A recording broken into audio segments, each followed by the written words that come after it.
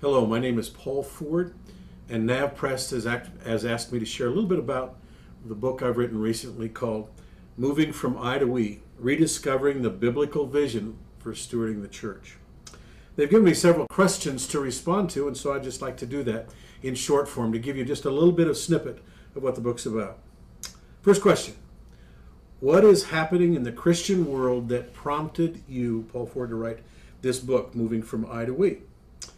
I have the privilege of working actively in 10 cultures, and that's given me a multicultural lens to intensely look at North American cultural values in a way, frankly, that I didn't anticipate. And what I've discovered is in an unholy focus on individualism, entitlement, ladder climbing that often affects leadership and body life ministry in the local church. Because of that, in many cases, we never get to the reality of what body life looks like and how it should influence both leadership and ministry in the local church. I actually like the way Ezekiel 34:3 says it. Should not the shepherds, the eyes, shepherd the sheep, the we's? But in Ezekiel 34, the shepherds weren't shepherding the we's. They were focused on the eyes. And in many ways, that's what we're doing in the West. And we focus on this a great deal in the book as we talk about that.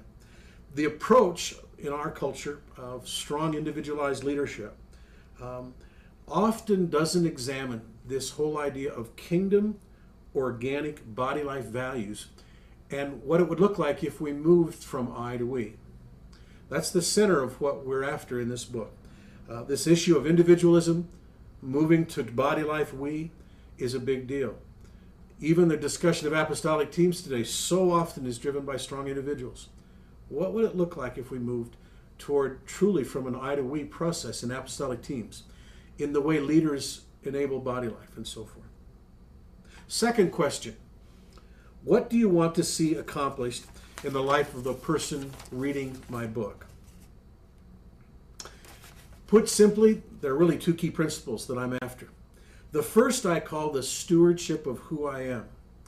I've had the privilege of working with over 20,000 Christian leaders, and I've discovered that the majority, far and away, do not know who they are clearly from a gift standpoint in ministry. Unbelievable. 70% of over 20,000 Christian leaders. Our focus, my focus, is very much on helping leaders to learn to be who they already are. We call it the stewardship of the eye. That's where God started. He designed every individual to be just who he wanted them to be. And so we start there, stewarding who I am, strengths, weaknesses, and needs. That's issue one I hope that folks come away from as they read this book is I need to take a much deeper look at who I am, strengths, weaknesses, and needs, so I know how I fit. The issue's fit. It's not greatness, it's not impressiveness. How do I fit in the body of Christ as I play my part? The second key piece, which is actually essential for Christian leaders, and again, the majority I've found do not do this, it's called the stewardship of who we are. It gives the Christian leader a whole new way to think about stewarding other players. Again, from this three-pronged question approach. How are you powerful? Where are you weak? And who do you need? As a team looks at this, and as a leader stewards the players, what you get to is much more effective stewarding of role by power, that is gifting. And you also get to a we process of vision. Those two things are critical in terms of stewarding who we are. In fact, I've really changed the formula in many ways.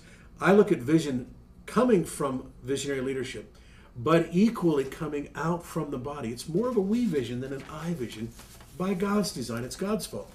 For we are being built together to become a place where God lives.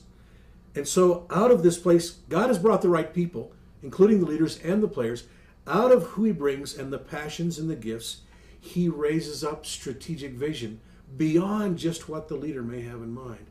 We capture more of God's heart as we listen and learn as we steward the we. Training leaders to learn to watch and listen is actually a new concept for many leaders. Third and final question: what makes this book different from other books? Frankly, I don't know of another book that focuses beyond just this cultural issue of individualism or entitlement. We start with looking at the I, but we actually move to God's real purpose, and that is, what does it mean for the eyes to become what God designed them to be? And that is this we. Who are we together?